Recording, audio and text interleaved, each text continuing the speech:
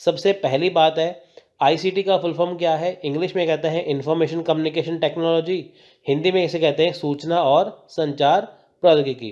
तो देखिए फ्रेंड्स, कई बार ना आईटी भी आ जाता है, इंफॉर्मेशन टेक्नोलॉजी, तो वो भी इसी का ही शॉर्ट फॉर्म है। चाहे आईसीटी हो चाहे आईटी हो, बात एक ही है। आप देखिए, जो यूके है यानी कि यूनाइटेड किंगडम यानी कि इंग्लैंड, और यूएसए यानी कि यूनाइटेड स्टेट्स ऑफ अमेरिका, वहाँ पे देखिए आईसीटी को क्या कहते हैं? वहाँ पे आईसीटी को आईटी कहा जाता है। तो अगर मान लीजिए कहीं पे आईटी आ जाए तो वो गलत नहीं है, वो बिल्कुल ठीक है। तो यूके यूएसए में क्या है? आईटी कहते हैं, बाकी पूरी दुनिया में आईसीटी कहा जाता है। सो देखिए, हिंदी में कहते हैं सूचना और संचार प्रौद्योगिकी। तो देखिए, इस डिजिटल दुनिया में, डिजिटल दुनिया मतलब जहाँ पे सब कुछ ऑनलाइन हो रहा है, जिस दुनिया में हम रहते हैं, तो इस डिजिटल दुनिया में क्या है? इंफॉर्मेशन और कम्युनिकेशन, इन दोनों के लिए जिन जिन टेक्नोलॉजी का इस्तेमाल किया गया है, वे सभी आईसीटी के अंतर्गत आते हैं। आप देखिए, डिजिटल दुनिया यानी कि सब कुछ ऑनलाइन है, सब कुछ कंप्यूटर के ऊपर काम होता है। आप देखिए, जो आपका मोबाइल है वो भी देखिए डिजिटल है ना। आप देखिए, पहले लोग घड़ी रखते थे अपने पास और कैलकुलेटर रखते थे, है ना। तो आजकल क्या है, ना तो किसी के पास कैलकुलेटर होता है, ना ही घड़ी होती है, सब कुछ किस में है? मोबाइल में है। आपको जो भी इन्फॉर्मेशन चाहिए, आप सीधे यूट्यूब करते हैं, गूगल करते हैं, तो सारी जानकारी आपको वहाँ पे मिल जाती है। तो ये क्या है? ये डिजिटल दुनिया हो गई ना, जहाँ पे देखिए स्टडी भी ऑनलाइन होगी, तो वो डिजिटल दुनिया हो गई। वहाँ पे क्या है? इन्फॉर्मेशन कम्युनिकेशन होता है, यानी कि यहाँ पे आपको क्या है? सूचनाएं दी जाती है, इन्फॉर्मेशन मिलती है, और आप उनसे संचार कर सकते हैं, है ना। कम्युनिकेट भी साथ में कर सकते हैं। सजे जैसे देखिए, ये वीडियो है, ये आपको इन्फॉर्मेशन दे रही है, लेकिन अगर आपको कम्युनिकेट करना होगा हमसे, तो आप हमें हमारे नंबर पे कॉन्टैक्ट और व्हाट्सएप पे कर सकते हैं। तो ये क्या है कि जिस जिस टेक्नोलॉजी का इस्तेमाल होता है इंफॉर्मेशन और कम्युनिकेशन के लिए, तो उसे कहते हैं डिजिटल दुनिया, उसे कहते हैं आईसीटी। सो देखिए, शोध विकास तथा शोध के क्षेत्र में सूचना संचार प्रौद्योगिकी का अनुप्रयोग वर्तमान समय में व्यापक स्तर पर किया जा रहा है। आप देखिए, जो शोध विकास है और शोध का जो क्षेत्र है, यानी कि जो रिसर्च की जाती है, चाहे उसका विकास हो चाहे उसका क्षेत्र हो, उसमें क्या है कि सूचना संचार प्रौद्योगिकी यानी कि आईसीटी का जो अनुप्रयोग है, वो वर्तमान समय में व्यापक स्तर पर हो रहा है। वर्तमान समय मतलब जिस समय में हम रहते हैं, देखिए उस समय में। आप देखिए, आज से तकरीबन 10 साल पहले यूट्यूब का इतना ज़माना नहीं था, है ना। हम ज़्यादा पीछे नहीं जाते, 10 साल पहले ही मैं बात करूँ, 2017 के बाद, 18 के बाद, तो आप देखिए अभी 4-5 साल ही हुए हैं तकरीबन ज़्यादा उसके आईसीटी के प्रयोग की। यानी कि देखिए, जो स्टडी है वो तो देखिए कोविड की वजह से 2020 से ही लगभग ज़्यादा हुई है, लेकिन आप देखिए लगभग 3 से 4 साल पहले की बात करें, वहीं से आप देखिए कि जो स्टडी ऑनलाइन होती है,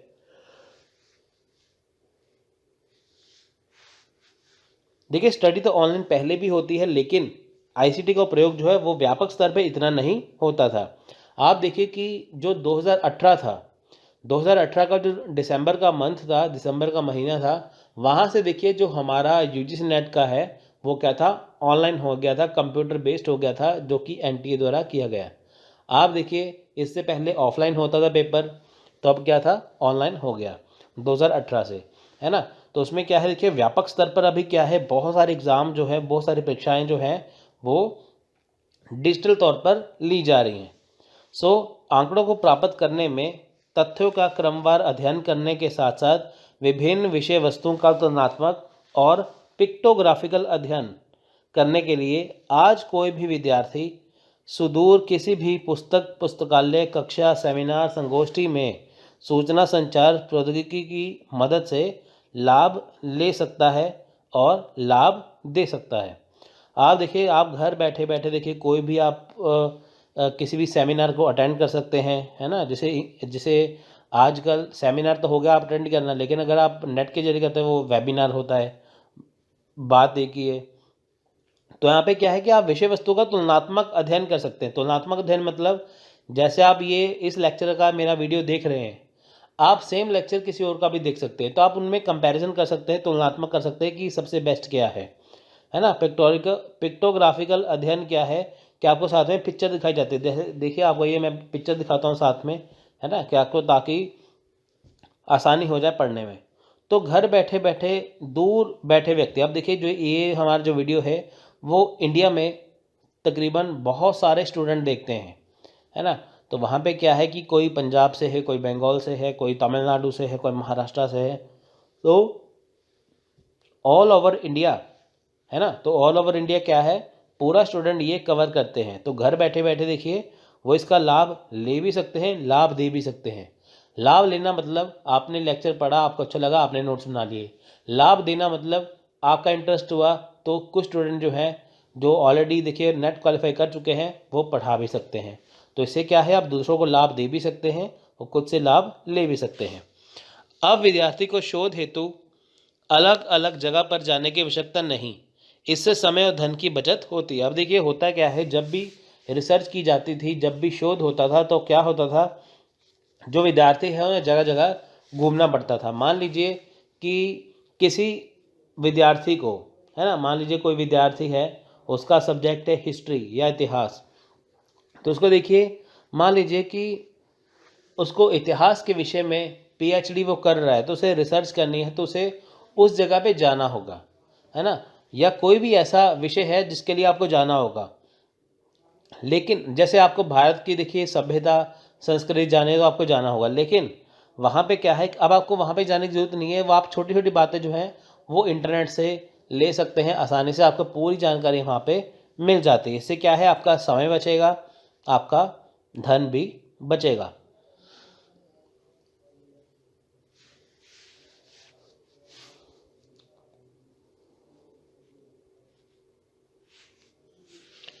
सो देखिए सबसे पहले हम बात करते हैं यहाँ पे आगे कि जो आईसीटी का प्रयोग वो कैसे होता है। सो देखिए सबसे पहले आप देखिए जब भी शोध की जाती है उसमें सबसे पहले क्या होता है, डाटा एकत्रित किया जाता है, यानी कि कलेक्टिंग डाटा। अब देखिए डाटा एकत्रित करने के लिए डाटा एकत्रित करना आईसीटी का उपयोग किया जाता है। अब देखिए अगर आपको पहली बात तो डाटा इकट्ठा करना होता है, किसी को डाटा इकट्ठा करना है, सबसे पहले क्या है, आईसीटी का प्रयोग करते हैं। देखिए मान लीजिए आपका जो विषय है ना, तो अगर आपको उसके लिए डाटा इकट्ठा करना है तो सबसे पहले आप इंटरनेट की का इस्तेमाल करते हैं।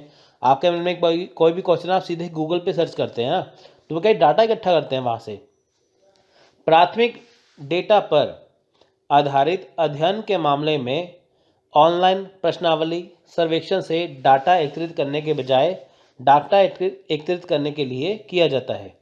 अब देखें यहाँ पे क्या है कि जो प्राथमिक डाटा है, प्राथमिक डाटा मतलब जैसे जो आपने खुद से अपनी मेहनत से जो चीज़ तैयार की है वो होता है प्राथमिक डाटा।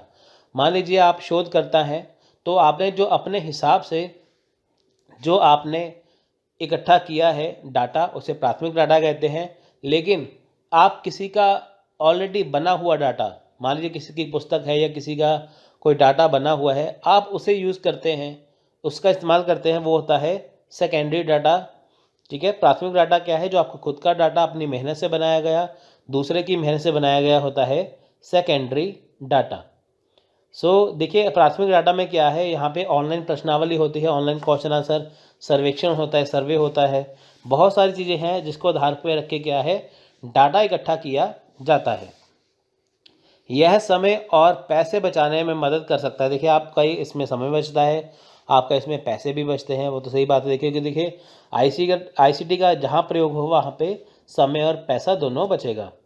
डेटा एकत्रित करने में कोई भौगोलिक प्रतिबंध नहीं होगा। अब देखिए जब भी आप डेटा एकत्रित करते हैं, पहले देखिए क्या होता था कि आप कई जगह पे जाते हैं तो आपको वहाँ पे जाने की अनुमति नहीं होती थी कई जगह पे, है ना। तो वहाँ पे भौगोलिक प्रतिबंध होता था कई जगह, मतलब जैसे मान लीजिए आपको टेररिज्म के ऊपर, आपको आतंकवाद के ऊपर रिसर्च करना है, तो ज़रूरी नहीं है कि आपको आतंकवादी के पास जाना है ना।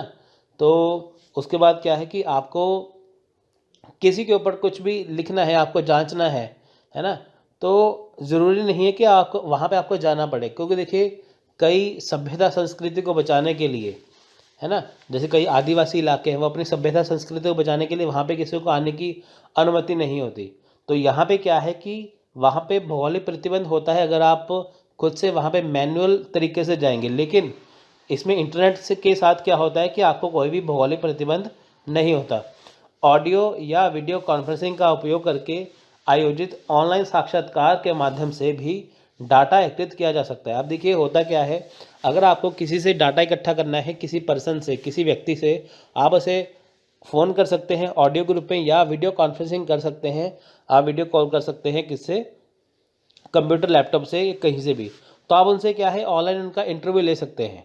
आप देखिए जब भी यूजीसी नेट का एग्ज़ाम का रिजल्ट आता है तो देखिए वहाँ पे क्या होता है कि जो स्टूडेंट होते हैं, है ना, तो उनका क्या है कि डाटा इकट्ठा किया जाता है कि किन स्टूडेंट ने एग्ज़ाम क्वालिफाई किया। तो ऑनलाइन इंटरव्यू होता है उनका, बहुत सारे क्वेश्चन किए जाते हैं उनसे, तो ये सारी चीज़ें इसमें आती हैं। सो देखिए उसमें डाटा प्रवेश यानी कि डाटा एक्सेस। अब देखिए डाटा एक्सेस कैसे करना है, मैंने आपको बताया था ना, प्राथमिक डाटा वो होता है जो हमारा खुद का डाटा होता है अपनी मेहनत से बनाया हुआ। माध्यमिक डाटा यानी कि सेकेंडरी डाटा वो होता है जो दूसरे का बना हुआ डाटा होता है। अब देखिए डाटा को एक्सेस कैसे करना है, डाटा कैसे इस्तेमाल करना है।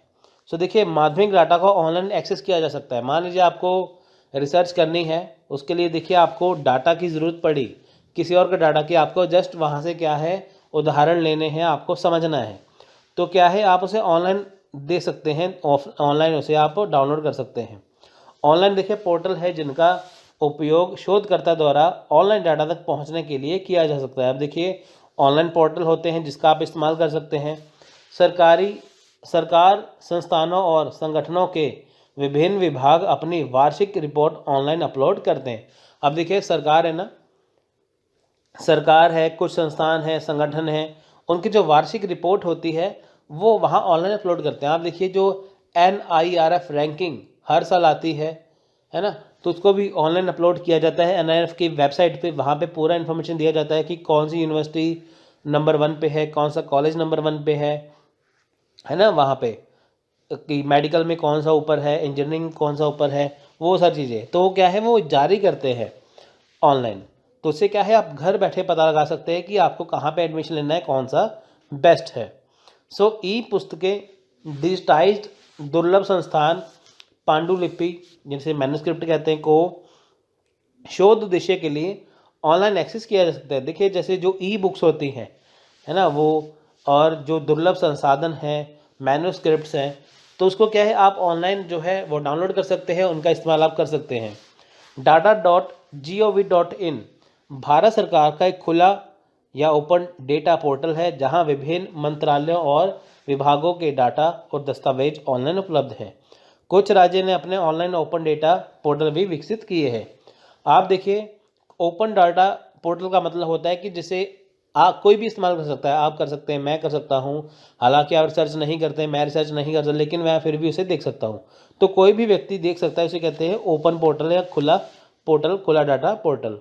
तो data.gov.in आप चेक कर सकते हैं, वहाँ पे देखिए सरकार के मंत्रालय के बहुत सारे डाटा और दस्तावेज वहाँ पे ऑनलाइन उपलब्ध होते हैं। जिसके काम के हो वो वहाँ से इन्फॉर्मेशन ले सकता है। और कुछ राज्यों ने देखिए अपना ऑनलाइन ओपन डाटा पोर्टल विकसित किया है, पूरे राज्यों ने नहीं किया लेकिन कुछ राज्यों ने किया है। जैसा कि देखिए भारत सरकार ने तो किया है पूरे इंडिया के लेवल पे, भारत के लेवल पे, लेकिन कुछ राज्यों ने भी किया है। तो देखिए नेक्स्ट है डाटा संग्रहित करना यानी कि स्टोरिंग डाटा। अब देखिए डाटा संग्रहित करना, डाटा को स्प्रेडशीट और डाटाबेस में इलेक्ट्रॉनिक रूप से सहेजा जा सकता है, इसे पासवर्ड द्वारा संरक्षित किया जा सकता है। अब देखिए होता क्या है, जो आपका डाटा है, मान लीजिए आपके कंप्यूटर में कुछ डाटा है, आपको उसे सेव करना है, तो आप उसे स्प्रेडशीट से भी कर सकते हैं, आप उसे डाटाबेस में भी कर सकते हैं। तो आप उसका फोल्डर बना के रख सकते हैं, किसी का फोल्डर का नाम दे दीजिए, वहाँ पे आप उसे डाटा को रख सकते हैं। तो आप उसमें पासवर्ड लगा सकते हैं कि जब भी आप इस्तेमाल करें तो आप खुद ही इसका इस्तेमाल करें, या जिसको पासवर्ड पता हो खुद ही इसका इस्तेमाल करें, कोई और इस्तेमाल ना करें। सो विभिन्न सॉफ्टवेयर हैं जिनका उपयोग, जैसे आप देखें माइक्रोसॉफ्ट एक्सेल है, माइक्रोसॉफ्ट एक्सेस है, SQL है और ओरेकल है, जैसे स्प्रेडशीट डाटाबेस बनाने के लिए किया जा सकता है। अब देखिए जैसे स्प्रेडशीट बनाना हो, डाटाबेस बनाना हो, उसके लिए क्या है, बहुत सारे सॉफ्टवेयर जैसे SQL और ओरेकल, माइक्रोसॉफ्ट एक्सेस और माइक्रोसॉफ्ट एक्सेल जिसे MS एक्सेल कहते हैं। तो इसे क्या है स्प्रेडशीट बनाई जाती है जहाँ पे आप अपना डाटा रख सकते हैं। सो देखिए डाटा को क्लाउड सर्वर पर भी सहेजा जा सकता है, फिर इसे लॉगिन क्रेडेंशियल के साथ ही कहीं से भी एक्सेस किया जा सकता है। सॉफ्टवेयर का उपयोग डेटा की सफाई और त्रुटियों के लिए त्रुटियों के लिए भी, त्रुटियों को दूर करने के लिए भी किया जा सकता है। अब देखिए मान लीजिए आपका सॉफ्टवेयर है, आपको कुछ चीज़ें डिलीट करनी है, कुछ चीज़ें आपको हटानी है, तो आप सॉफ्टवेयर का इस्तेमाल करके उन चीज़ों को हटा सकते हैं। मान लीजिए आपने कुछ रिसर्च की है, आपके पास जो डाटा है उसमें कुछ गलतियां हैं, उसे ठीक करने के लिए आप त्रुटियों को दूर भी कर सकते हैं। सो देखिए क्लाउड सर्विस क्या है, क्लाउड सर्वर क्या है। जैसे मान लीजिए आपका फ़ोन है, वहाँ पे देखिए आपका मेमोरी कार्ड है 32 GB का, लेकिन वो पूरी तरह से भर चुका है। अब आपके पास ऑप्शन है, आप अपने मेमोरी कार्ड को बढ़ाइए, लेकिन आप उसे बढ़ाना नहीं चाहते तो वहाँ पे आपको क्लाउड स्टोरेज की ऑप्शन मिलती है, जहाँ पे जो आपका डाटा होता है आप वहाँ पे उसे शिफ्ट कर सकते हैं, फिर बाद में जब चाहे आप उसे देख सकते हैं। वो होता है क्लाउड स्टोरेज, यानी कि आपको अपना एक्स्ट्रा डाटा वहाँ पे मिल जाता है। ठीक है, वो चीज़। सो देखिए डेटा संसाधित करना, नेक्स्ट है डाटा या प्रोसेसिंग डाटा, या डाटा प्रोसेसिंग या डेटा संसाधित करना। अब देखिए डेटा प्रोसेसिंग की प्रक्रिया कंप्यूटर प्रोग्राम का उपयोग करके डेटा को प्रोसेस और एनालिसिस किया जाता है। डेटा प्रोसेसिंग का मतलब देखिए क्या है कि जो हमारे पास डाटा है, हम उसका देखिए उसे प्रोसेस कैसे करते हैं, है ना, उसे आगे कैसे बढ़ाते हैं। अब देखिए हमें पूरा एनालिसिस करना होता है कंप्यूटर के अंदर कि जो हमारा डाटा है वो सही है, गलत है, स्पेलिंग मिस्टेक तो नहीं है, क्या है। कंप्यूटर दूसरे के अंश कंप्यूटर दूसरे के एक अंश के भीतर भी जटिल गणना करने में सक्षम है। अब देखिए यहाँ पे क्या है कि जो कंप्यूटर होता है वो छोटी से छोटी, चाहे वो दशमलव में हो, पॉइंट्स में हो, कहीं पे भी देखिए कुछ भी चीज़ हो, उसे मिनटों सेकंडों में, सेकंड में भी, 1 सेकंड में ही उसे वो कैलकुलेट कर देता है। बड़ी से बड़ी आप गणना भी उससे कर सकते हैं। जैसे देखिए कंप्यूटर प्रोग्राम्स का उपयोग करके लाभ अनुपात, मानक विचलन, सहसंबंध, प्रतिगमन, सांख्यिकी के मूल्य आदि प्राप्त किए जा सकते हैं। जैसे परसेंटेज एवरेज रेशो है, या आप इसे कर सकते हैं। अब देखिए SPSS, Stata, R, Icon, Nesstar, atlas.ti, MAXQDA आदि कुछ डाटा विश्लेषण उपकरण है। आप देखिए ये डाटा विश्लेषण उपकरण है, ये बहुत इंपॉर्टेंट है, तो आप इसे याद जरूर करिए। सो नेक्स्ट बारी आती है, देखिए यहाँ पे डेटा की व्याख्या करना, यानी कि इंटरप्रेटिंग डाटा। अब देखिए डेटा की व्याख्या करना कंप्यूटर प्रोग्राम का उपयोग डाटा की व्याख्या करने और इसे दृश्य रूप में प्रस्तुत करने के लिए भी किया जाता है। अब देखिए डेटा की व्याख्या करना, पहली बात जो आपके पास डेटा है आप उसे व्याख्या करना चाहते हैं, उसे किसी को बताना चाहते हैं। जैसे देखिए मेरे पास डाटा था, मैंने आपको ये व्याख्या करनी है, समझाना है, तो मैं आपको ये PPT के ज़रिए समझा रहा हूँ। तो यहाँ पे देखिए क्या होगा कि जो भी मैं व्याख्या करूँगा आपको मैं दृश्य रूप से करवाऊँगा। आप देखिए कई होता है ना, कई जगह पे देखिए बहुत ग्राफ बनाए होते हैं, कई जगह पे देखिए पिक्चर्स बनाई होती हैं, फ़ोटो लगाई होती है साथ में, कि ताकि आपको आसानी से समझ में आए। तो डेटा तालिकाओं को बनाने के लिए डाटा टेबल, ग्राफ, चार्ट आदि का उपयोग किया जा सकता है। इनका उपयोग तुलना करने, विकास दिखाने, रचनाओं की कल्पना करने, इतिहास के लिए किया जा सकता है। अब देखिए डेटा की तालिका बनाना, तालिका बनाने में क्या है, मान लीजिए आपको कोई डेटा समझाना है ना, तो आप उसका ग्राफ बना सकते हैं, टेबल बना सकते हैं, चार्ट बना सकते हैं। तो इससे क्या है कि आप उसे समझा सकते हैं आसानी से। जैसे देखिए कोई कंपनी है, अपनी प्रोग्रेस को दिखाती है कि मैंने ये कंपनी स्टार्ट की थी, तब स्टार्ट की थी, अब मेरी कितनी ग्रोथ है, तो वहाँ पे आपको पूरा वहाँ पे वो ग्राफ दिख जाता है। तो इसे क्या है, डेटा की व्याख्या करना, जो आपके पास डाटा है वो किस प्रकार का है, किस लेवल का है, वो इसमें देखा जाता है। किस में देखा जाता है, ICT में देखा जाता है। अनुसंधान निष्कर्षों का संचार। अब देखिए अनुसंधान निष्कर्षों का संचार, ICT का उपयोग शोध निष्कर्षों को संप्रेषित करने में भी किया जा सकता है। अब देखिए अनुसंधान निष्कर्षों का संचार क्या है, यानी कि जो भी हमारे पास अनुसंधान है ना, हम उसे कैसे देखिए फाइंड कर सकते हैं, कैसे उसे हम कर सकते हैं। देखिए अनुसंधान निष्कर्षों का संचार, ICT का उपयोग शोध निष्कर्षों को संप्रेषित करने में भी किया जा सकता है। पत्रिकाओं में से कई इलेक्ट्रॉनिक रूप में उपलब्ध हैं जो साझा करना आसान है। थीसिस को निर्दिष्ट पोर्टल पर ऑनलाइन भी अपलोड किया जा सकता है। शोध गंगा ऐसे प्लेटफॉर्म में से एक है। यह शोध अध्येताओं के लिए अनिवार्य है कि वो अपने शोध को शोध गंगा पर अपलोड करें। अब देखिए सिंपल से यहाँ पे बात क्या है, मान लीजिए आप एक अनुसंधान करता है, आप एक शोध करता है, आप एक रिसर्चर है और आपको देखिए कि अपनी रिसर्च के लिए किसी की हेल्प चाहिए, तो देखिए जो विषय आपने चुना है, आपको वो पता नहीं कि उसे कैसे करना है, लेकिन अगर आपको किसी का काम दिखाया जाए कि देखिए इस हिसाब से ये काम करना है, तो आप उसे आसानी से करेंगे। उसके लिए गवर्नमेंट ने क्या किया है आपकी हेल्प के लिए, इलेक्ट्रॉनिक रूप में आप देखेंगे जब भी आप उसका रिसर्च का वो डालेंगे अपना डाटा का, वहाँ पे आपको बहुत सारी चीज़ें दिख जाएंगी। अब देखिए गवर्नमेंट ने शोध गंगा का प्लेटफॉर्म बनाया है, जहाँ पे थीसिस जो होती हैं, थीसिस मतलब कि जो भी डाटा इकट्ठा किया जाता है एक शोधकर्ता के द्वारा, पीएचडी होल्डर के द्वारा, तो वो देखिए अपनी थीसिस वहाँ पे अपलोड करता है, ताकि जो भविष्य में आने वाले जो शोधकर्ता है वो उस थीसिस की हेल्प से, उस थीसिस की मदद से वो क्या करे, अपने डाटा को या अपने जो शोध को आगे बढ़ा सके। तो ये देखिए इससे होता है कि आपको इससे मदद मिल जाती है कि आपको अनुसंधान कैसे करना है। तो इसलिए जो भी थीसिस होती है वो शोध गंगा जो गवर्नमेंट की तरफ से बनाए गए हैं वहाँ पे अपलोड करना ज़रूरी है। सो देखिए भारत सरकार के विभिन्न शैक्षणिक, देखिए यहाँ पे नेक्स्ट क्या है कि भारत सरकार के विभिन्न शैक्षिक, वैज्ञानिक, सामाजिक संगठन के वेबसाइट, पोर्टल, ब्लॉग ऐसे सोर्स हैं जिनसे सामग्री को प्राप्त किया जा सकता है। अब देखिए यहाँ पे क्या है कि भारत सरकार के देखिए बहुत सारे ऐसे एजुकेशनल पोर्टल हैं, शैक्षिक पोर्टल है, वैज्ञानिक पोर्टल है, बहुत सारी वेबसाइट है, पोर्टल है, ब्लॉग है, बहुत सारे ऐसे सोर्स हैं, बहुत सारे ऐसे स्रोत हैं जहाँ से क्या है कि आप सामग्री आसानी से ले सकते हैं, डाटा इकट्ठा कर सकते हैं। सूचना एवं संचार प्रौद्योगिकी एक व्यापक क्षेत्र है जिसमें सूचना के संचार के लिए हर तरह की प्रौद्योगिकी समाहित है। अब देखिए सूचना संचार जो होती है वो एक बहुत बड़ा क्षेत्र है ना। हर जगह पे सूचना संचार है, चाहे आप एजुकेशन का क्षेत्र लेके चलें, अगर आप साइंस के फील्ड में चले, किसी भी फील्ड में जाएंगे आपको हर एक चीज़ ऑनलाइन मिल जाएगी।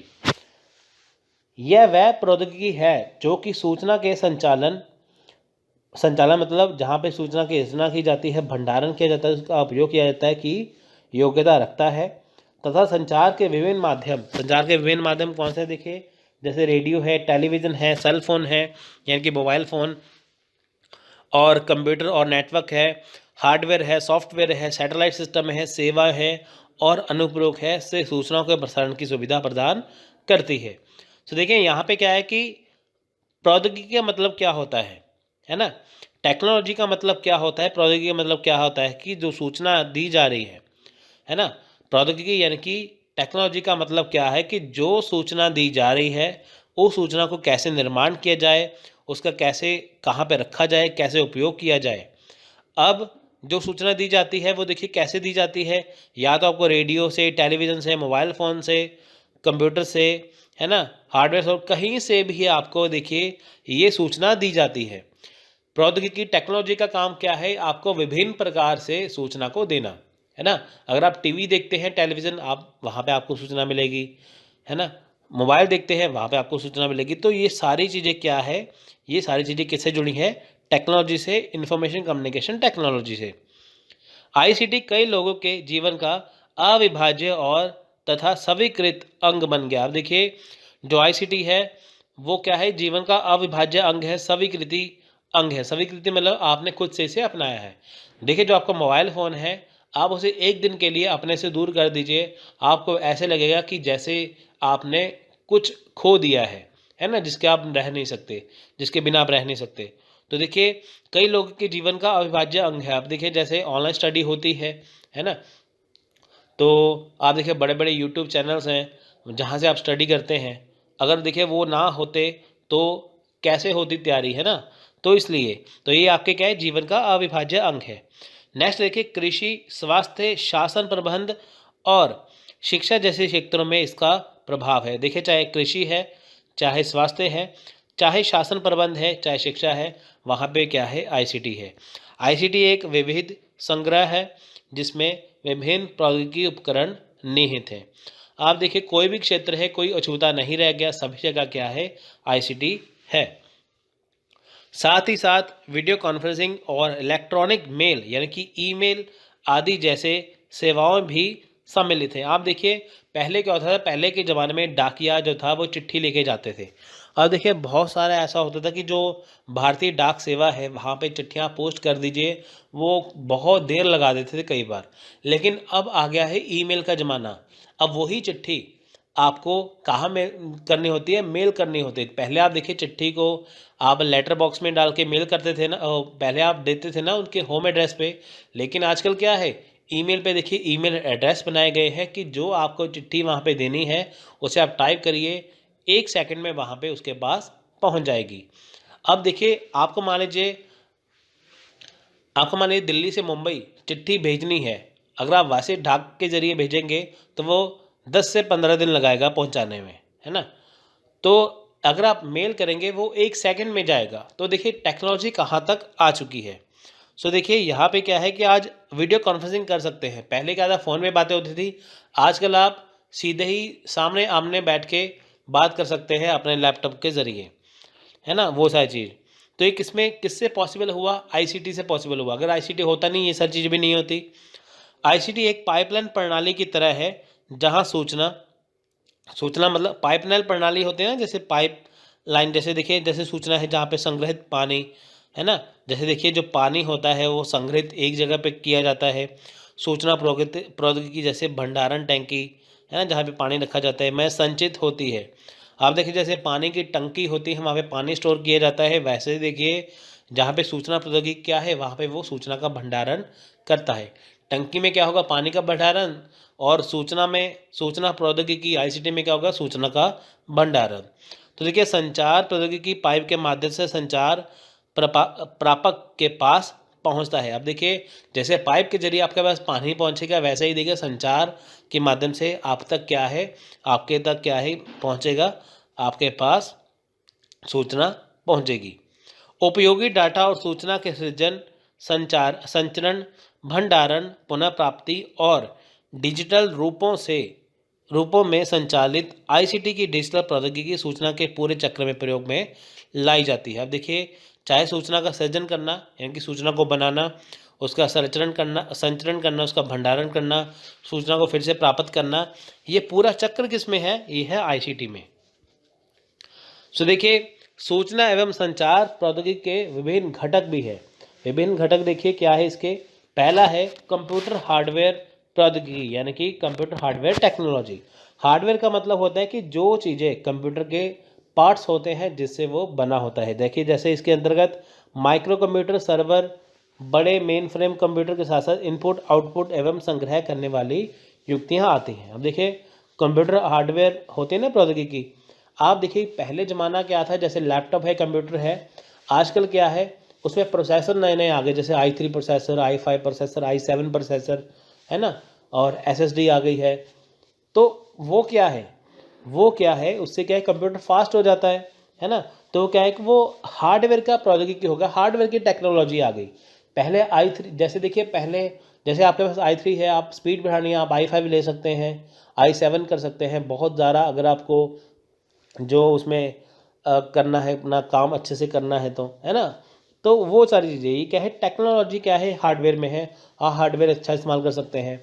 अगर आपको डाटा ज़्यादा चाहिए तो आप हार्ड डिस्क जो है वो ज़्यादा लगा सकते हैं उसमें। तो नेक्स्ट है कंप्यूटर सॉफ्टवेयर प्रौद्योगिकी यानी कि कंप्यूटर सॉफ्टवेयर टेक्नोलॉजी। इसके अंतर्गत देखिए operating system, web browser, database प्रबंधन प्रणाली, सर्वर तथा व्यापारिक वाणिज्य सॉफ्टवेयर आते हैं। अब देखिए हार्डवेयर तो हमने ऊपर किया कि कंप्यूटर के पार्ट्स, लेकिन सॉफ्टवेयर क्या है, जो कंप्यूटर जिससे हम सॉफ्टवेयर से अपना काम आसान बनाते हैं। देखिए जैसे वेब ब्राउज़र है, गूगल का हो गया, है ना, क्रोम हो गया, जहाँ पे आप सर्च कर सकते हैं। तो जिससे क्या है ये सारी चीज़ें इसमें आती हैं। बहुत सारे देखिए वाणिज्यिक सॉफ्टवेयर हैं, कैलकुलेटर का उपयोग यहाँ पे आप कर सकते हैं, वो सारी चीज़ें। दूरसंचार एवं नेटवर्क प्रौद्योगिकी, देखिए टेलीकॉम एंड नेटवर्क टेक्नोलॉजी। अब देखिए इसके अंतर्गत दूरसंचार के माध्यम, प्रोसेसर तथा इंटरनेट से जुड़ने के लिए तार या बेतार पर आधारित सॉफ्टवेयर, नेटवर्क सुरक्षा का कूटन, क्रिप्टोग्राफी आदि है। अब देखिए यहाँ पे क्या है कि दूरसंचार या नेटवर्क है प्रौद्योगिकी, है ना। जैसे देखिए मान लीजिए आपको किसी से फ़ोन पे बात करनी है, किसी से आपको देखिए आमने सामने बात करनी है तो आप अपना कंप्यूटर लैपटॉप खोल के रखेंगे तो आप उससे आमने सामने बात कर सकते हैं ईजिली, वो सारी चीज़ें तो किससे पॉसिबल है, आईसीटी से। मानव संसाधन यानी कि देखिए ह्यूमन रिसोर्सेज, तंत्र प्रशासक, नेटवर्क प्रशासक आदि इसके अंतर्गत आते हैं। देखिए मानव संसाधन क्या है, ह्यूमन रिसोर्सेज। देखिए जो तंत्र का प्रशासक, नेटवर्क का प्रशासन इसके अंतर्गत आते हैं, यानी कि देखिए इसमें क्या है कि जो हमारे संसाधन है हम इसका प्रयोग करते हैं, वो क्या क्या प्रयोग करते हैं वो इसके अंतर्गत आते हैं। सो फ्रेंड सबसे पहले क्या होता है कि जब भी आप रिसर्च करते हैं उसमें ज़रूरी है डाटा को इकट्ठा करना है, डाटा कलेक्शन होता है। सो देखिए इसमें 3 पार्ट आते हैं। पूर्व डाटा विश्लेषण में आईसीटी के अनुप्रयोग यानी कि application of ICT in pre data analysis, यानी कि देखिए वो स्टेज जो डाटा इकट्ठा करने से पहले की स्टेज है, वह यहाँ पे देखा जाता है कि डाटा इकट्ठा कैसे करना है, यानी कि ये वो स्टेज है जहाँ पे डाटा इकट्ठा नहीं किया गया, लेकिन डाटा इकट्ठा करने के बारे में सोचा जाता है कि डाटा कैसा होना चाहिए, कहाँ से लिया जाना है। दूसरी स्टेज है डाटा विश्लेषण में आईसीटी के अनुप्रयोग यानी कि application of ICT in data analysis, यानी कि यहाँ पे क्या है कि डाटा कैसे डाटा इकट्ठा कर लिया गया है। पहला जो था उसमें था कि डाटा कैसे इकट्ठा करना है, दूसरा है कि डाटा इकट्ठा कर लिया गया है उसका एनालिसिस है, तीसरा है कि पोस्ट डाटा या उत्तर डाटा विश्लेषण में आईसीटी के अनुप्रयोग यानी कि application of ICT in post data analysis. इसमें क्या है कि डाटा इकट्ठा करने के बाद ये देखा जाता है कि क्या उसमें कमियां हैं, कहीं डाटा इकट्ठा जो किया गया है वो चोरी का तो नहीं है, तो ये सारी चीज़ें इसमें देखी जाती हैं। यानी कि पहली स्टेज वो है जहाँ डाटा इकट्ठा करने का तरीका, दूसरी स्टेज में डाटा इकट्ठा करना, तीसरी स्टेज में देखना कि जो डाटा इकट्ठा किया गया है वो ओरिजिनल है, वास्तविक है या चोरी का है। सो इसमें ये चीज़ें देखी जाती हैं, तो इसे ब्रीफली डिस्कस करते हैं। चलिए तो देखिए पहला जो पार्ट है पूर्व डाटा विश्लेषण में आईसीटी के अनुप्रयोग यानी कि application of ICT in pre data analysis. तो देखिए सबसे पहले पूर्व डाटा विश्लेषण में आईसीटी के अनुप्रयोग उन गतिविधियों को संदर्भित करते हैं जो डेटा विश्लेषण के चरण तक पहुंचने से पहले सामाजिक विज्ञान अनुसंधान की गतिविधियों पर आईसीटी कैसे लागू करते हैं। तो देखिए यहाँ पे क्या है कि जो डाटा विश्लेषण का चरण, देखिए सिंपल सी बात है कि डाटा इकट्ठा करने से पहले ये देखा जाता है कि डाटा इकट्ठा कैसे किया जाए।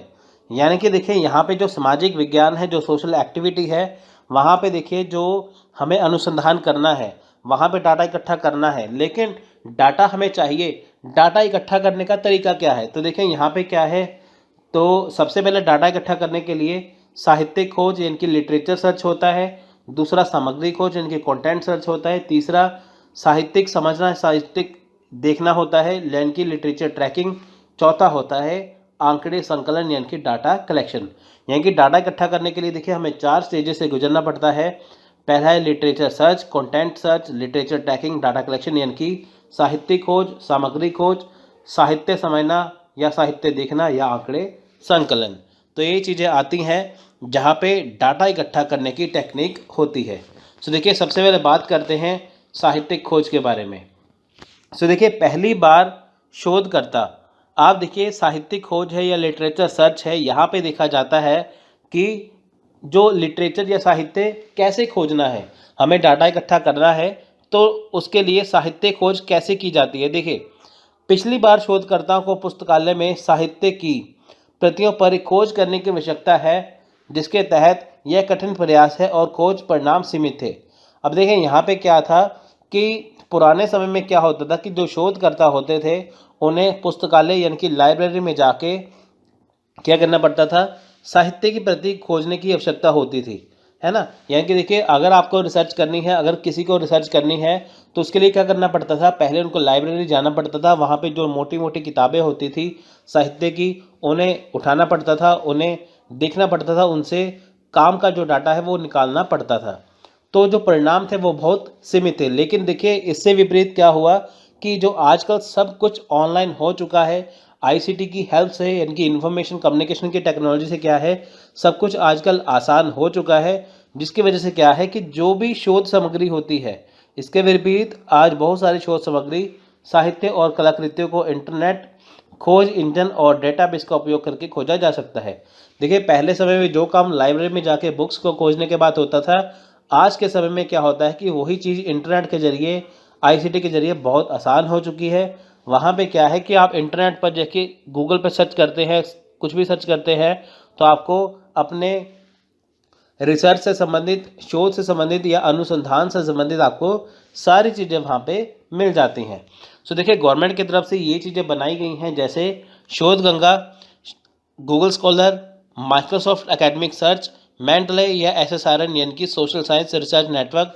ये वो चीज़ें हैं जहाँ पे आप आसानी से शोध को या अनुसंधान का जो डाटा है वो आसानी से यहाँ से खोज सकते हैं। तो देखिए, शोध गंगा क्या है? भारतीय शोध भंडार, जहाँ आप खोज और डाउनलोड कर सकते हैं। अब देखिए, कोई भी रिसर्चर है या शोध करता है, उसकी जो थीसिस होती है, जो उसका काम होता है, वो शोध गंगा पर अपलोड करना ज़रूरी है। क्योंकि देखिए, जो आने वाले शोधकर्ता है, जो आने वाले रिसर्चर है, उनको हेल्प हो जाए। अगर मान लीजिए सेम टॉपिक के ऊपर उनको, किसी टॉपिक के ऊपर, देखिए किसी विषय के ऊपर उनको कुछ भी खोज करनी है, उनको किसी विषय के ऊपर शोध करना है, तो अगर उस पे पहले, उस टॉपिक के ऊपर पहले ही शोध हो चुकी है, तो उनको आसानी हो जाएगी अपनी शोध को आगे बढ़ाने के लिए। तो इसके लिए क्या है, उनको एक आइडिया मिल जाएगा। इसलिए शोध गंगा का एक प्लेटफॉर्म है जहाँ पे नए शोधकर्ता पुराने शोधकर्ता की थीसिस को देख सकते हैं। तो यहाँ पे शोध गंगा में आपको सारी चीज़ें शोध के लिए मिल जाती हैं। गूगल स्कॉलर में देखिए, व्यापक रूप से विषयों और स्रोतों में विद्वानों के साहित्य की खोज करने का एक तरीका प्रदान है। आप देखिए, जहाँ पे लाइब्रेरी में जाके चीज़ें खोजनी पड़ती थी, लेकिन अभी गूगल स्कॉलर में क्या है, आप जाके वहाँ पे जो बहुत विद्वान हैं उनका साहित्य आसानी से खोज सकते हैं। माइक्रोसॉफ्ट एकेडमिक सर्च क्या है? देखिए, कई स्रोतों से एकेडमिक पत्रों, लेखकों, सम्मेलनों, पत्रिकाओं और संगठनों के बारे में जानकारी प्राप्त करें या प्राप्त कर सकते हैं। अब देखें, यहाँ पे क्या है, जो पत्रिकाएं हैं, जो संगठन है, जो पत्र है, लेख हैं, जिन इंस्टीट्यूशन के, है ना, तो वहाँ पे आप आसानी से यहाँ से देख सकते हैं। मेंटले क्या है? देखिए, ये अनूठा मंच है जिसमें एक सामाजिक नेटवर्क, संदर्भ प्रबंधक, लेख, दृश्य उपकरण शामिल है। मेंटले में देखिए, एक क्या है, एक अनूठा मंच है। यहाँ पे आपको सोशल नेटवर्क मिल जाता है, यानी कि जिस शोध से आप संबंधित हैं, जिस शोध से एक रिसर्चर होता है या शोधकर्ता होता है संबंधित जिस विषय से, आपको उसका ग्रुप यहाँ पे मिल जाता है।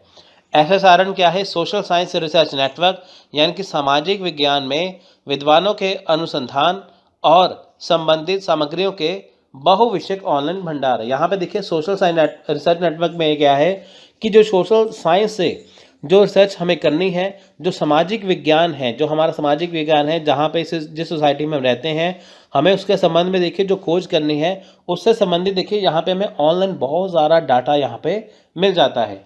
तो ये वो चीज़ें हैं जहाँ पे हम लिटरेचर खोज कर सकते हैं, साहित्य खोज कर सकते हैं, लिटरेचर सर्च कर सकते हैं। तो इसके जरिए हम अपना डाटा आसानी से कवर कर सकते हैं। नेक्स्ट है सामग्री खोज, यानी कि देखिए कंटेंट सर्च। तो देखिए, सबसे पहले हमने देखा लिटरेचर सर्च क्या होता है, साहित्य को सर्च करना। दूसरा है कंटेंट या सामग्री को खोज करना। अब देखिए, कंटेंट सर्च करना बहुत ज़रूरी है। सबसे पहले ये पता होना चाहिए कि जो शोध करनी है वो शोध कैसे की जानी चाहिए, उसका विषय क्या होना चाहिए। इसलिए देखिए, आज के अनुसंधान की दुनिया में शोधकर्ता सॉफ्ट कॉपी साहित्य की खोज या फंक्शन, जिसे सामग्री खोज भी कहा जाता है, का उपयोग उन विशिष्ट कीवर्ड या वाक्यांशों की खोज करने के लिए कर सकते हैं जिन्हें यह अधिक प्रभावी है। यह अवलोकन भी समर्थित है कि सैकरन 2003 ने कहा था कि प्रौद्योगिकी का उपयोग करके ऑनलाइन खोज सस्ती है और साहित्य के प्रासंगिक स्रोतों की पहचान में सुधार कर सकती है। तो देखिए, यहाँ पे सिंपल सी बात क्या है कि जब भी आज शोध की जाती है शोधकर्ता के द्वारा, तो वो सॉफ्ट कॉपी मतलब होता है कि पहले ज़माने में देखिए क्या होता है, जब भी शोध की जाती थी ना, आप हाथों से लिखते थे पहले पेपर के ऊपर, तो उससे क्या होता था कि कॉपीज़ जो होती थी उसको संभाल कर रखना पड़ता था। तो अभी क्या है कि जो भी शोध की जाती है वो किस पे होती है, वो कंप्यूटर पे होती है। जो भी कुछ टाइप करना होता है वो कंप्यूटर पे टाइप किया जाता है और उस फाइल को या पीडीएफ की फॉर्म में या वर्ड की फॉर्म में सेव किया जाता है सॉफ्ट कॉपी के रूप में। तो सॉफ्ट कॉपी मतलब है कि जो कंप्यूटर में, मोबाइल में या लैपटॉप के अंदर आपकी एक फ़ाइल सेव है, आपकी जो शोध जो है वो सेफ है ना, वो सेव हो जाती है वहाँ पे। हार्ड कॉपी क्या है, जब आप हाथों से लिखते हैं और पेपर वर्क के रूप में वहाँ पे आपके पास होती है। तो आज की जितनी भी शोध होती है वो सॉफ्ट कॉपी है। आप देखिए शोध गंगा को आप सर्च करेंगे, वहाँ पे आपको ढेरों स्कॉलर जो है, ढेरों शोध करता है, उनके आपको आसानी से थीसिस मिल जाते हैं। तो वो क्या है, वो सॉफ्ट कॉपी के रूप में है ना, इसलिए। तो देखिए सेक्रे ने भी 2003 में कहा था कि जो सॉफ्ट कॉपी के लिए होती है या जो ऑनलाइन आजकल रिसर्च की जाती है आईसीटी के द्वारा या प्रौद्योगिकी के द्वारा, वो सस्ती होती है। इसलिए इसमें क्या है, प्रारंभिक स्रोत जो है वो आसानी से पहचाने जा सकते हैं।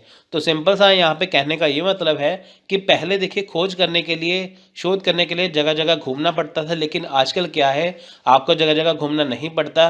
तो आप आसानी से कंप्यूटर में शोध कर सकते हैं, उसे लिख सकते हैं और ऑनलाइन गूगल यूट्यूब करके आप आसानी से कहीं पे भी किसी जगह के बारे में जान सकते हैं। तो इससे आपका पैसा भी बचेगा, आपका समय भी बचेगा। तो ये हो गया कंटेंट सर्च या सामग्री खोज। पहले में हमने देखा साहित्य खोज कैसे करना है, दूसरे में हमने देखा सामग्री खोज करना है। सामग्री खोज में बहुत सारी चीज़ें आती हैं, बहुत सारा डाटा इसमें आ जाता है। सो नेक्स्ट हम बात करेंगे यहाँ पे साहित्य समझना या साहित्य देखना है कि लिटरेचर ट्रैकिंग। सो देखिए सबसे पहले अतीत में शोधकर्ताओं को अपनी सभी साहित्य या कलाकृति को सॉर्ट करना, वर्गीकृत करना, संग्रहित करना पड़ता है, जिनकी कंप्यूटर फोल्डर या भौतिक फोल्डर या स्थान धारकों में समीक्षा की थी।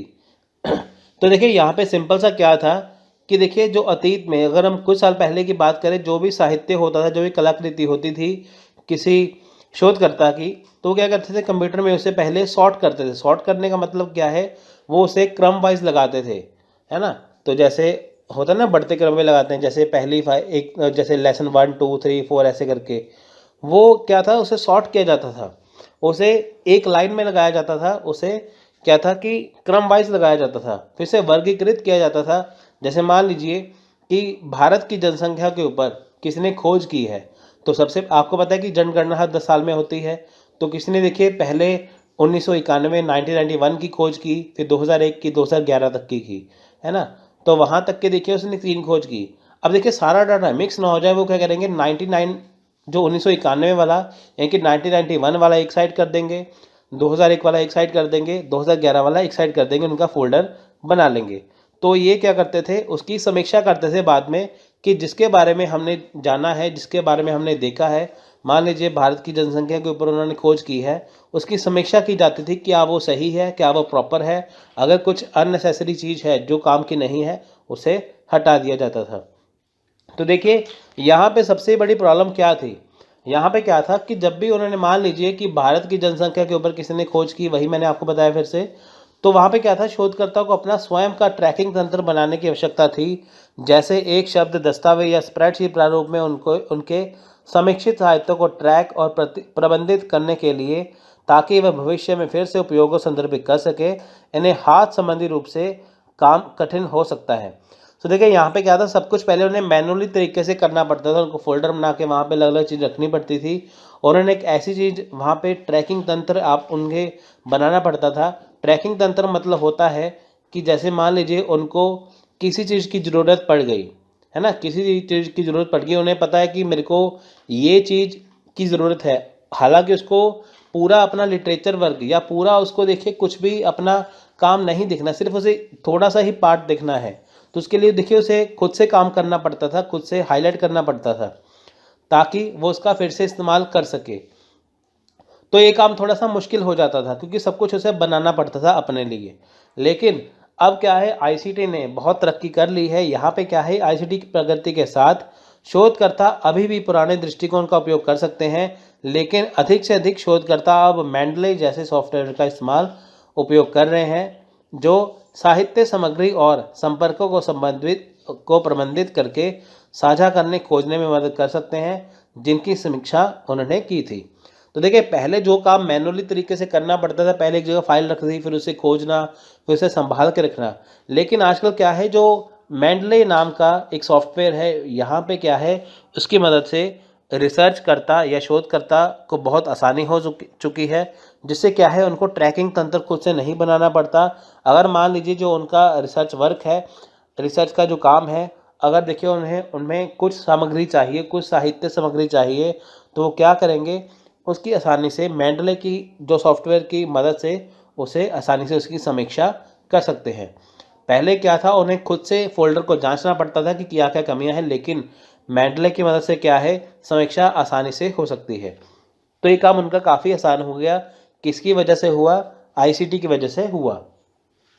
एक शोधकर्ता के साहित्य को ट्रैक करने के लिए मेंडले जैसे सॉफ्टवेयर का उपयोग करते समय और प्रयास के साथ साथ बहुत सारे साहित्य को प्रबंधित करने में सक्षम है कि शोधकर्ता अतीत में संभव नहीं था। पहले क्या था, देखिए, पहले जब भी बहुत बड़ी फाइल थी, है ना, बहुत बड़ी फाइलें जैसे होती थी तो उसे संभालना मुश्किल था। लेकिन जो मेंडले जैसा देखिए जो सॉफ्टवेयर है, उसकी मदद से क्या है, बहुत सारा जो साहित्य है उसे प्रबंधित किया जा सकता है, उसे एक जगह पे रखा जा सकता है। पहले ऐसा नहीं था। यानी कि सिंपल सी बात यह है कि जैसे समय बीतता गया तो उस समय क्या हुआ कि काम आसान होता गया। जो काम देखिए बहुत मुश्किल था, पहले सब कुछ अपनी मेहनत से करना पड़ता था, आजकल सॉफ्टवेयर की मदद से आसानी से हो जाता है।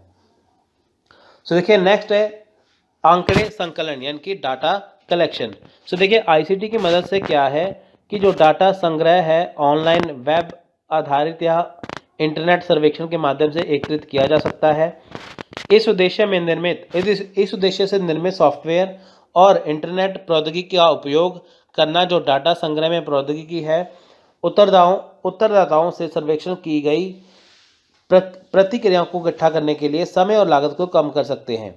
न केवल एक ऑनलाइन सर्वेक्षण को अधिक प्रभावी ढंग से प्रशासित किया जा सकता है, बल्कि इसके मूल प्रारूप में एकत्रित किए गए डाटा को सीधे सांख्यिकी सॉफ्टवेयर में निवेश या इनपुट किया जा सकता है। तो सिंपल से यहाँ पे कहने का मतलब ये है कि डाटा इकट्ठा करना या डाटा कलेक्शन करना, आंकड़े संकलन करना बहुत आसान हो गया है। देखिए आंकड़े संकलन कैसे किए जा सकते हैं, डाटा कलेक्शन कैसे किया जा सकता है। आप देखिए कि पहले क्या होता था कि डाटा इकट्ठा करने के लिए जगह जगह घूमना पड़ता था, सर्वे करना पड़ता था, लेकिन आजकल क्या है, आप ऑनलाइन भी अपना डाटा इकट्ठा कर सकते हैं। पहले सेमिनार होता था, आजकल वेबिनार होते हैं।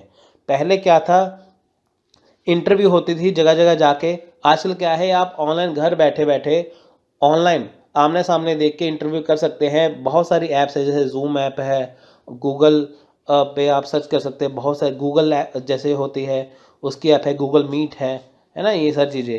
तो इससे क्या है कि अगर आपको मान लीजिए किसका इंटरव्यू लेना है, आप दिल्ली में हैं, वो महाराष्ट्र में है, तमिलनाडु में है, तो आपको तमिलनाडु या महाराष्ट्र जाने की जरूरत नहीं है।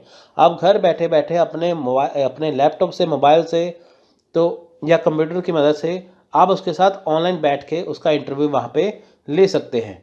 तो ये क्या है, ये आईसीटी की वजह से काम करना आसान हो गया। जो बात आपको वहाँ पे जाके पता चलनी थी, वही काम आजकल आपको इंटरनेट के जरिए आसानी से पता चल जाती है। तो इससे क्या है, देखिए बहुत सारे सॉफ्टवेयर ऐसे बनाए गए हैं इंटरनेट का इस्तेमाल करने के लिए, जो कि सर्वेक्षण करने में मदद करता है और जो डाटा इकट्ठा करने में मदद करता है। इससे क्या है, आपका समय भी कम लगता है, आपको लागत भी इसमें कम आती है। आप देखिए, आपको महाराष्ट्र जाके, दिल्ली से या तमिलनाडु जाके, आपको जहाँ पे जाके मैनुअली काम करना है, तो आपका देखिए कितना टाइम लगेगा, कितना पैसा खर्च होगा। तो वही काम अगर आप इंटरनेट से करेंगे, आपका टाइम कम लगेगा और आपके पैसे भी बच जाएंगे। तो ये बहुत सारे फ़ायदे हुए हैं आईसीटी की वजह से। सो देखिए नेक्स्ट है डाटा विश्लेषण में आईसीटी के अनुप्रयोग। सो देखिए इसमें हम बात करेंगे अभी जहाँ पे डाटा इकट्ठा किया गया है। तो इससे पहले जो हमने देखा था यहाँ पे कि जो थी ना प्री डाटा एनालिसिस, यानी कि डाटा इकट्ठा करने से पहले वाली स्टेज। अब बारी आती है अगली स्टेज की, जहाँ पे हम बात करेंगे डाटा एनालिसिस की। यानी कि यहाँ पे डाटा अब इकट्ठा किया गया है, उसको जांचना है, उसका एनालिसिस करना है कि वो कैसा है। अब देखिए डाटा विश्लेषण में आईसीटी के अनुप्रयोग में शामिल है। आईसीटी को डाटा विश्लेषण के चरण के दौरान गतिविधियों पर लागू किया जाता है और इसमें विभाजित किया जा सकता है। अब देखिए जो डाटा इकट्ठा किया है वो दो तरह से होता है। पहला होता है क्वांटिटेटिव डाटा एनालिसिस, यानी कि मात्रात्मक डाटा विश्लेषण। दूसरा होता है क्वालिटेटिव डाटा विश्लेषण, यानी कि डाटा एनालिसिस, यानी कि गुणात्मक डाटा विश्लेषण। देखिए डाटा हमेशा दो तरह का होता है, पहला मात्रात्मक, दूसरा गुणात्मक। अब देखिए कि जो आपके नोट्स होते हैं वो भी दो तरह से, पहले मात्रात्मक है, दूसरे गुणात्मक है। बहुत सारे स्टूडेंट देखिए ये सोचते हैं कि अगर आपके पास मान लीजिए 500 पेज की बुक है, तो आप देखेंगे कि हाँ, आपको तसल्ली होगी कि मेरे पास बहुत बढ़िया बुक है। लेकिन 500 पेज की बुक तो है, मात्रात्मक तौर पे तो आपके पास है, लेकिन वो आपके कितना काम का है, वो उसमें गुण कितने हैं, वो कितने काम का है, ये जानना बहुत ज़रूरी है। तो इसको हम ब्रीफली डिस्कस करते हैं। तो अब बात करते हैं हम मात्रात्मक डाटा विश्लेषण यानी कि क्वांटिटेटिव डाटा एनालिसिस के बारे में। सो देखिए, क्वांटिटेटिव या मात्रात्मक होता है कि आपके पास जो डाटा है वो कितना बड़ा है ना, कितने पेजेस का। आप देखिए, जब भी रिसर्च की जाती है उसमें डाटा जो इकट्ठा किया जाता है वो बहुत सारा डाटा इकट्ठा किया जाता है। मान लीजिए रिसर्च करनी है, आपके पास 5000 पेजेस का डाटा है। आपको उसमें से अभी देखना है कि आपके पेज कितने काम के, फिर आप उसमें से जो अननेसेसरी चीज़ें हैं, जो काम की नहीं चीज़ें, वो हटाते जाएंगे, है ना। फिर आपके पास क्या है, क्वालिटी नोट्स निकल के आएगा। तो देखिए, खोजकर्ता कारक विश्लेषण, एकाधिक प्रतिगमन, टी परीक्षण और विश्लेषण यानी कि एनोवा कुछ सामान्य डेटा विश्लेषण तकनीकें हैं जो मात्रात्मक अनुसंधान का संचालन करने वाले शोधकर्ता के उपयोग की जाती है। अब देखिए, यहाँ पे क्या है कि मान लीजिए कि कोई शोधकर्ता है, उसे देखिए अपना मात्रात्मक डाटा विश्लेषण करना है। उसे ये देखना है कि जो उसके पास डाटा है, कितनी क्वांटिटी में डाटा है, कितनी मात्रा में डाटा है, वो एनालिसिस करके देखना है कि वो डाटा उसके काम का है या नहीं। तो वो कैसे करेगा? तो देखिए, लिए उसके पास आज तक बहुत सारे सॉफ्टवेयर हैं। जैसे देखिए, कुछ उन्नत और लोकप्रिय डाटा विश्लेषण तकनीकें भी हैं, जैसे पथ विश्लेषण, सहसंयोजक आधारित संरचनात्मक समीकरण मॉडलिंग SEM, विचरण बेड SEM, आंशिक रूप से कम वर्ग,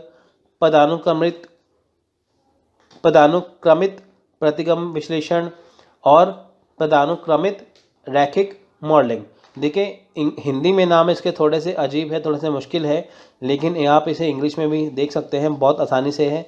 इंग्लिश का वीडियो भी हमारा ऑलरेडी आया हुआ है, तो आप इसमें जाके इसके नाम भी चेक कर सकते हैं। तो ये बहुत ईजी है, कुछ ऐसा नहीं है।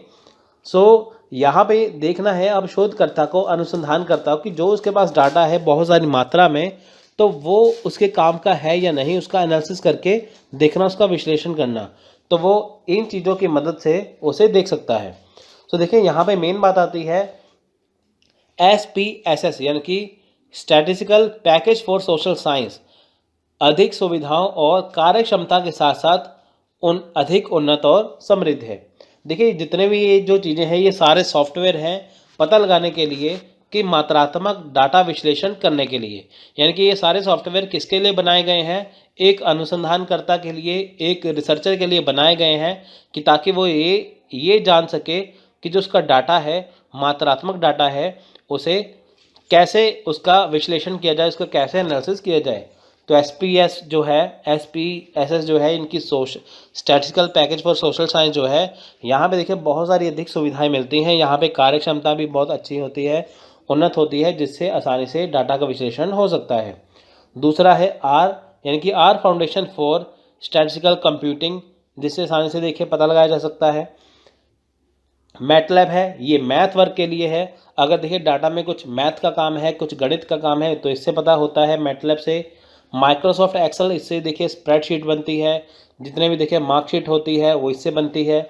SS यानी कि स्टैटिस्टिकल एनालिसिस सॉफ्टवेयर। अब देखिए, एक डाटा में कितना स्टैटिस्टिकल पार्ट है ना, कितना स्टैट है उसके अंदर, कितने आंकड़े इकट्ठे करने वाला है, तो इसमें देखा जाता है।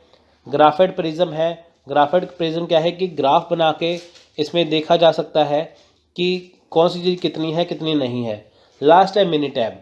तो ये जो जितनी चीज़ें हैं, इससे पता लगाया जा सकता है कि जो मात्रात्मक डाटा है वो कितना है, क्वांटिटेटिव डाटा है जो कितना है एक रिसर्चर के पास। तो इससे आसानी से देखिए, जो रिसर्चर है, एक शोध करता है, इससे आसानी से अपने डाटा को अच्छे से वो संग्रहित कर सकता है और जो फालतू चीज़ें हैं वो काट सकता है। उसके बाद बारी आते हैं गुणात्मक डेटा विश्लेषण के बारे में, यानी कि क्वालिटेटिव डेटा एनालिसिस। तो देखिए, अब ये जानने की जरूरत है कि जो डाटा उसके पास बहुत सारी मात्रा में था, उसमें से उसका कितने काम का है, वो कितनी अच्छी क्वालिटी का है। आप मार्केट से कोई बुक लेते हैं, बुक लेते समय देखिए आप उसमें देखते हैं कि उसकी भाषा ईजी है, आसान है या मुश्किल है।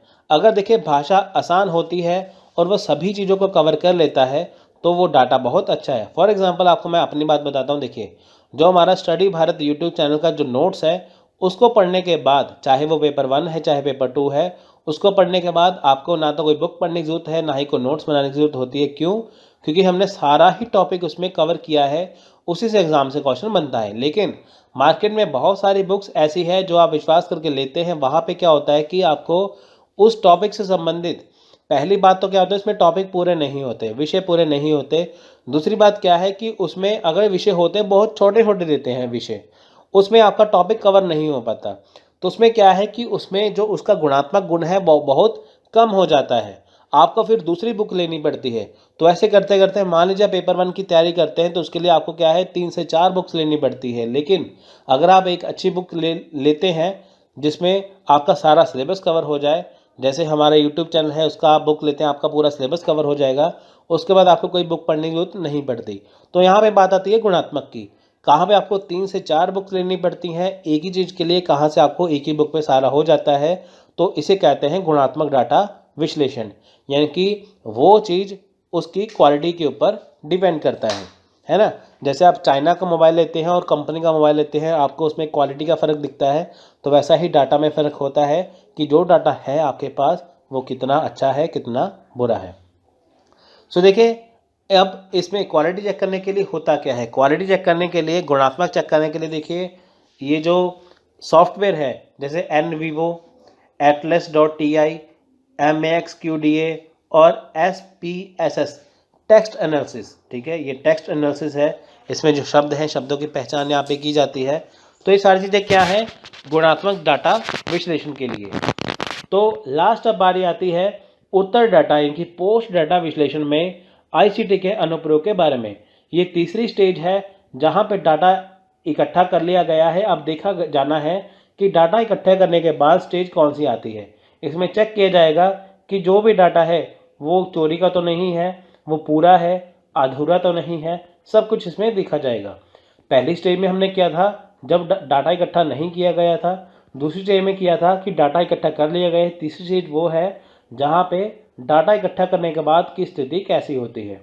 तो देखिए, डाटा विश्लेषण के बाद ICT को संदर्भित करना, ICT को डाटा विश्लेषण के चरण को पूरा करने के बाद अनुसंधान की गतिविधियों पर लागू किया जाता है। तो देखिए यहाँ पे क्या है, जब डाटा विश्लेषण किया जाता है उसके बाद क्या है, ICT को संदर्भित किया जाता है। मान लीजिए कि आपने डाटा इकट्ठा किया, आपको ICT की हेल्प लेनी पड़ेगी, इंफॉर्मेशन कम्युनिकेशन की टेक्नोलॉजी की हेल्प लेनी पड़ेगी, जैसे आप पता लगाएंगे कि वो डाटा कैसा है। सो देखिए, सबसे पहले बात आती है यहाँ पे संदर्भ और ग्रंथ सूची संकलन, यानी कि रेफरेंस एंड बिब्लियोग्राफी कंपाइलेशन। उसके बाद शोधकर्ताओं, पर्यवेक्षकों आदि के बीच अनुच्छेद और थीसिस और शोध विमर्श, यानी कि article and thesis, dissertation, discussion among researcher, supervisor and supervisors. So देखिए यहाँ पे नेक्स्ट है साहित्यिक चोरी का पता लगाना, यानी प्लेगरिज्म डिटेक्शन। और चौथा है डी पॉइंट जर्नल पांडुलिपियाँ प्रस्तुत करना, यानी कि जर्नल मैन्युस्क्रिप्ट जो है वो सबमिट करना। तो चलिए इसे एक बार डिस्कस कर लेते हैं। देखिए, सबसे पहले बात आती है संदर्भ और ग्रंथ सूची संकलन के बारे में, इनकी रेफरेंस एंड बिब्लियोग्राफी कंपाइलेशन। देखिए, जब भी आप कोई बुक पढ़ते हैं तो उसके नीचे देखिए रेफरेंस दिया होता है। जब आप विकीपीडिया पे सर्च करते हैं, गूगल पे सर्च करते हैं, तो विकीपीडिया का जो एंड होता है वहाँ पे देखिए कुछ रेफरेंस दिया होता है बुक्स का, है ना, किसी राइटर का। तो बताते हैं कि अगर आपको और अच्छे से करना है तो आप इसका जो जाके रेफरेंस ले सकते हैं। सो देखिए, कुछ साल पहले क्या होता था कि जो शोधकर्ता संदर्भ और ग्रंथ सूची को मैनुअल रूप से संकलित करते थे। जैसे कि होता क्या था, वे वस्तुओं, संदर्भों या ग्रंथ सूची के पूरे खंड का निर्माण करके टाइप करते थे, फिर उन्हें आरोही क्रम से क्रमबद्ध करते थे। तो देखिए, होता क्या था कि पहले जब मान लीजिए कोई रिसर्चर है, कोई शोध करता है, उसने अपनी रिसर्च पूरी कर ली है, लेकिन उसमें देखिए उसको रेफरेंस देना है, उसमें उसे देखिए संदर्भित करना है, बिब्लियोग्राफी करनी है।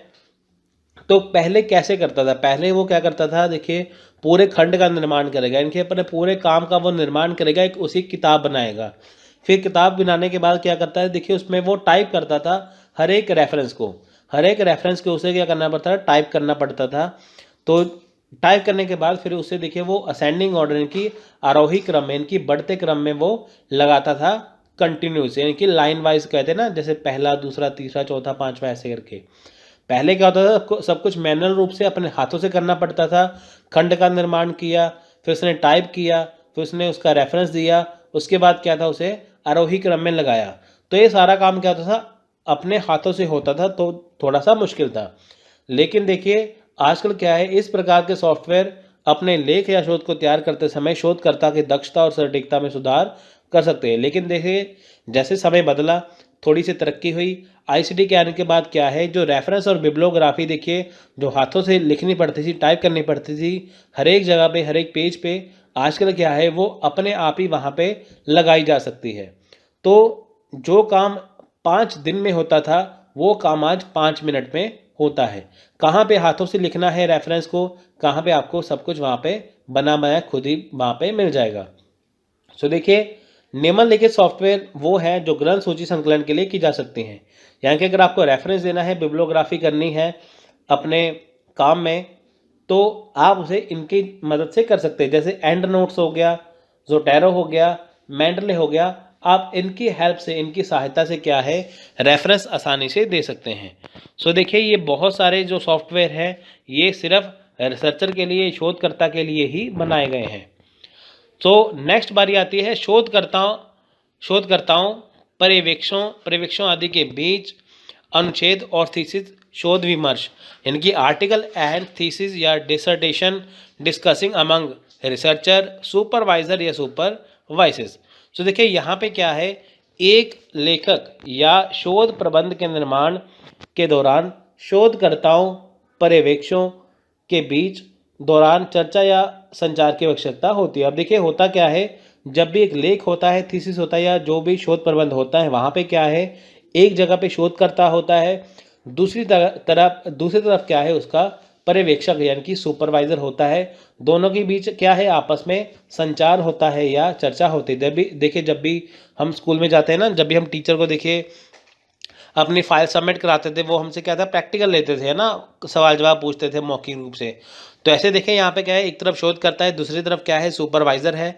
तो वो उसको जैसे अपना देखिए काम बताएगा, अपना लेख या थीसिस बताएगा, तो आपस में देखिए शोधकर्ता और पर्यवेक्षक के बीच में क्या है, संचार होता था, उस टॉपिक को लेके, विषय को लेके चर्चा होती थी। लेकिन आज क्या है, ठीक है, चर्चा क्यों होती है, देखिए मान लीजिए शोधकर्ता को लगता है कि उसने अपना काम सबमिट कर दिया, तो सुपरवाइजर उसमें से गलतियों को ढूंढना था, उसको देखना था उसने विषय जो है वो कितना अच्छे से पकड़ा है, तो जिसको फिर से सुधारा जा सके शोधकर्ता के द्वारा। लेकिन आजकल क्या है, आजकल देखिए हमारे पास अनुसंधान सामग्री साझा करने की सुविधा के लिए आईसीटी का उन्नत उपयोग है, अनुप्रयोग है। विषय वस्तु विशेषज्ञों से टिप्पणियां मांगना, प्रकाशित किए गए पन्नों की निगरानी करने के लिए एनालिटिक्स को सक्षम करना, साथ ही साथ कुछ विद्वानों के कार्यों का पालन करना।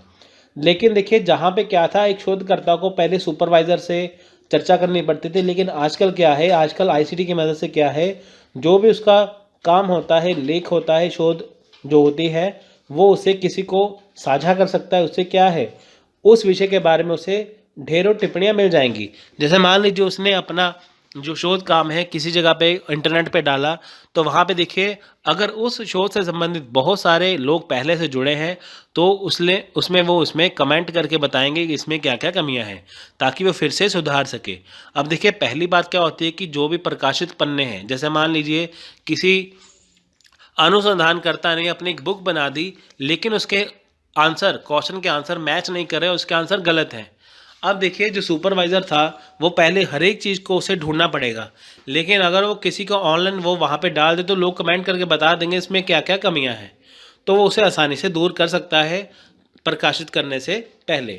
सो देखिए ये कैसे हो सकता है, आप देखिए ऑनलाइन प्लेटफॉर्म जो वेबसाइट है वो कैसे कर सकते हैं। जैसे देखिए academia.edu यानी कि एजू और रिसर्च गेट, ये दो ऐसे सॉफ्टवेयर है जिसकी मदद से क्या है, वो आसानी से इसे कर सकता है।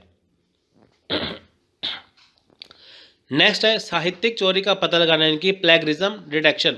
अब देखिए जो एक रिसर्चर ने या जो एक शोधकर्ता ने अपना जो काम सबमिट किया है, अपना जो काम दिया है किसी को, पता लगाना कि उसमें वो उसका काम वास्तविकता वाला है या चोरी का है। तो होता क्या है, देखिए पहले क्या होता था कि अतीत में साहित्यिक चोरी के कार्य धीमी गति से चलने वाले थे और उन्हें खोजने के लिए विश्वविद्यालयों या पत्रिकाओं के प्राधिकारियों के रूप में उनका पता लगाना आवश्यक था। देखिए पहले क्या होता था, पहले जब मान लीजिए कोई अनुसंधान करता है, अगर उसने अनुसंधान अपना कर लिया तो उसने जो अपनी फाइल सबमिट करा दी, जो थीसिस सबमिट करवा दी, फिर वो चेकिंग के लिए जाती थी कि क्या उसका जो ये काम सबमिट कराया गया है, क्या ये उसका अपना काम है, उसकी मेहनत का काम है, या उसने किसी का कॉपी करके वहाँ पे लिखा था। तो इस काम में क्या था, टाइम बहुत लगता था, पैसे बहुत लगते थे और ये काम बहुत धीमी गति से होता था। लेकिन देखिए आजकल क्या है, बहुत सारे ऐसे सॉफ्टवेयर यहाँ पे आ चुके हैं कि मान लीजिए एक शोधकर्ता ये कहता है कि ये मेरा काम असली वाला है, ये मैंने किसी का चोरी नहीं किया।